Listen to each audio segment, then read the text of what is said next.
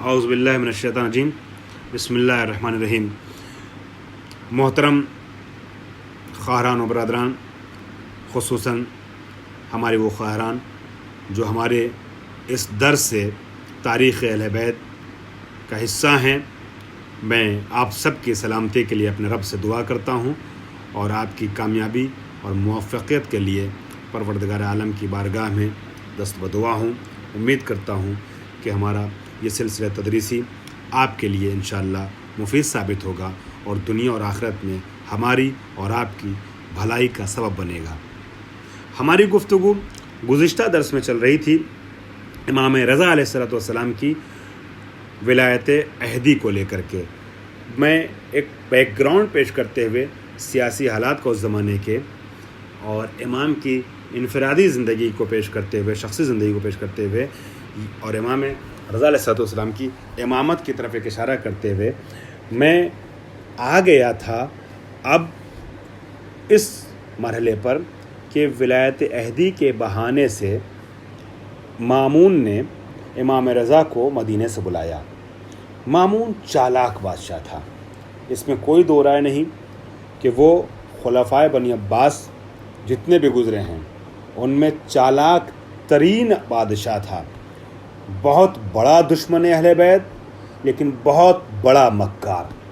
اور ایسا مکار تھا کہ اس نے اپنی مکارانہ چالوں کی وجہ سے اس زمانے میں موجود بہت سے شیعیان اہل بیت کے اوپر یہ تاثر چھوڑ دیا تھا کہ مامون امام رضا کا خیر خواہ ہے، لیکن جو باشعور تھے، باریک بین تھے اور جو زیادہ عقل و تدبر سے کام لینے والے افراد تھے وہ اکثریت میں تھے شیعیان اہل بیت میں، وہ یہ سمجھ رہے تھے کہ مامون کی چال کیا ہے۔ جب مامون نے ولی عہد بنانے کے لیے امام رضا کو مدینے سے بلایا ہے تو امام رضا کو جس زور زبردستی کے ساتھ بلایا جا رہا تھا، شیعیان اہل بیت سمجھ چکے تھے کہ جیسے ان کے بزرگ امام علی نقی علیہ السلام کو امام حسن عسکری کے ساتھ مجبور بنا کر کے نظر بند کرنے کے لیے بغداد کے اطراف میں بلایا گیا تھا، اسی طریقے سے بادشاہ اپنے تحت نظر رکھنے کے لیے امام رضا کو مدینے سے طوس کی طرف اور خراسان کی طرف بلا رہا ہے۔ اور امام رضا علیہ السلام جس انداز سے چلے ہیں وہاں سے، اس انداز سے بھی سب کو پتہ چل گیا تھا کہ امام ہنسی خوشی نہیں جا رہے ہیں، یہ پورا فوج آیا ہے، پوری فوج آئی ہے، پورا لشکر آیا ہے۔ لشکر کی تعداد مختلف بتائی جاتی ہے اور 2000 تک کی تعداد ہم کہہ سکتے ہیں کہ امام رضا کو لینے کے لیے گئی تھی۔ کوئی خط نہیں گیا تھا، کوئی ایک دو افراد نہیں گئے تھے جو امام کی مائیت کرنے کے لیے اپنے ساتھ لے کر کے آ رہے ہیں۔ امام رضا علیہ السلام کو بلانے کے لیے پورا لشکر گیا تھا۔ امام اپنی مرضی سے نہیں آ رہے تھے بلکہ لشکر امام کو زبردستی لے کے آ رہا تھا۔ یہ الگ بات ہے کہ امام کے ساتھ ظاہری طور پر زور زبردستی نہیں کی جا رہی تھی، اور امام کو پتہ تھا کہ اگر اس فیصلے کو قبول نہیں کیا گیا تو لشکر امام کو قتل کرنے کے لیے آیا ہے، پھر سامنے کی جنگ ہوگی۔ اور بہرحال امام رضا علیہ السلام کو اسی وقت جام شہادت نوش کرنا پڑ سکتا تھا، چونکہ ظاہری اعتبار سے امام رضا علیہ السلام جنگ کے لیے اپنے افراد کو آمادہ نہیں کیے تھے، لشکر آمادہ نہیں کیے تھے۔ بہرحال تو یہ جو لشکر گیا تھا رجاء ابن الضحاک وغیرہ کی یا عیسیٰ جلودی وغیرہ کی سربراہی میں، اس لشکر کے زور و زبردستی اور فشار کے نتیجے میں کہ انہوں نے یہ کہہ دیا تھا کہ آپ کو جانا ہی جانا ہے، کوئی دوسرا راستہ نہیں ہے، ورنہ اشارے کر دیے تھے کہ ہمارے ساتھ لشکر آیا ہے اور کس کام کے لیے آیا ہے، یہ آپ سمجھ سکتے ہیں۔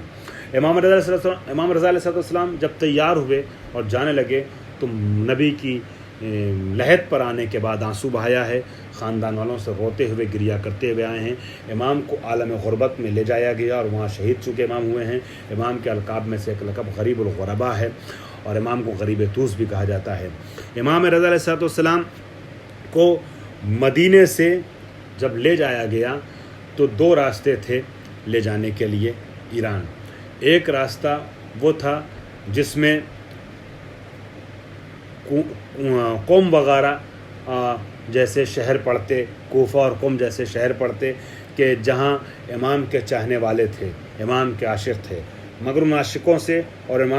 امام کے چاہنے والوں سے بچا کر کے امام رضا کو لے کے جانا تھا، لہذا لمبا راستہ اپنایا گیا اور بصرہ وغیرہ اور نیشاپور وغیرہ کے راستے سے امام کو لے جایا گیا۔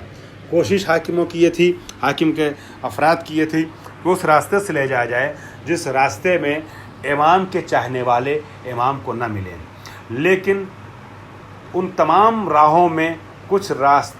جگہیں ایسی ہو جاتی تھیں، مل جاتی تھیں جہاں امام کے چاہنے والوں کی بھیڑ امڑ پڑتی تھی امام کے دیدار کے لیے، زیارت کے لیے۔ اس میں سے اہم ترین جگہ نیشاپور ہے، نیشاپور کہ جہاں امام کی قدم گاہ آج بھی موجود ہے اور جہاں بی بی شتیتہ کا روضہ ہے، شہزادہ امامزادہ محروق وہاں دفن ہیں، اور بہت سی جگہ جو جانے والے گئے ہیں وہ جانتے ہیں۔ امام رضا کے حرم سے، مشہد سے 100-125 کلومیٹر کے فاصلے پر نیشاپور شہر موجود ہے۔ نیشاپور جب امام پہنچے ہیں تو امام کے چاہنے والوں کو خبر ہو گئی تھی کہ یہاں سے فرزند رسول گزرنے والے ہیں۔ اب سارا مجمع اکٹھا ہو گیا، سب سڑک پر آ گئے، اور جب وہاں سے امام کی سواری گزرنے لگی تو ہر طرف سے ایک اشک شوق بھی تھا جو لوگوں کے نگاہوں سے، آنکھوں سے جاری ہو رہا تھا۔ فریادیں بلند تھی، چیخ و پکار بلند تھی، فرزند رسول، فرزند رسول، فرزند رسول کی، اور پھر امام سے حدیث بیان کیے جانے کی خواہش ہونے لگی۔ مگر امام رضا علیہ السلام کیونکہ خاموشی کا ارادہ کر کے مدینے چلے تھے کہ کسی بھی طریقے کے امر میں ظاہری طور پر شامل نہ ہوں گے اور کوئی ایسی فعالیت انجام نہ دیں گے کہ جو حکومت کی نظر میں کھٹکے اور حالات جو ہیں وہ امام کے چاہنے والوں کے لیے سخت اور ناگوار اور دشوار ہو جائیں، لہٰذا امام خاموش تھے۔ مگر اسی مجمع سے کچھ آوازیں اس طرح کی بھی اٹھنے لگیں اور ابھرنے لگیں، اے فرزند رسول، اگر آپ نے اپنے جد کی کوئی حدیث نہ سنائی تو محشر میں ہم جد سے آپ کے یہ شکوہ کریں گے کہ آپ کا لال ہمارے درمیان تھا، فرزند رسول ہمارے درمیان تھے، ہم خواہش کرتے رہے مگر اس سعادت سے امام نے ہم کو محروم کر دیا اور آپ کی حدیث نہ سنائی۔ بہرحال اس طریقے کے جب جذبات کو امام نے دیکھا کہ لوگوں کے جذبات بڑھتے چلے جا رہے ہیں اور لوگوں کی خواہشیں بڑھتی چلی جا رہی ہیں، تو امام نے سرس کو اماری سے نکالنے کے بعد ایک حدیث سنائی ہے جو حدیث سلسلۃ الذہب کے نام سے مشہور ہے۔ آپ لوگوں کے سماعتوں سے یہ واقعہ گزرا ہوگا مگر میرے درس کا حصہ ہے لہٰذا اس کو بیان کر رہا ہوں۔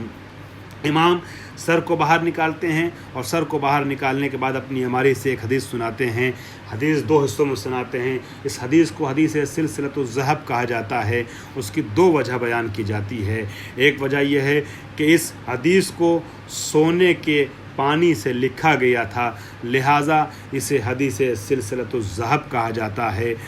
دوسری وجہ یہ ہے جو قرین بحقیقت اور قرین بقیاس لگتی ہے، وہ یہ ہے کہ امام نے جو سلسلہ راویوں کا بیان کیا ہے اس سلسلے روات میں کوئی ایک بھی غیر معصوم نہیں ہے، سارے معصوم راویوں کی ایک چین ہے، ایک سلسلہ ہے، ایک زنجیر ہے، ایک تسلسل ہے، جس کی وجہ سے اس حدیث کو حدیث سلسلۃ الذہب کہا جاتا ہے، یعنی سونے کا حصہ،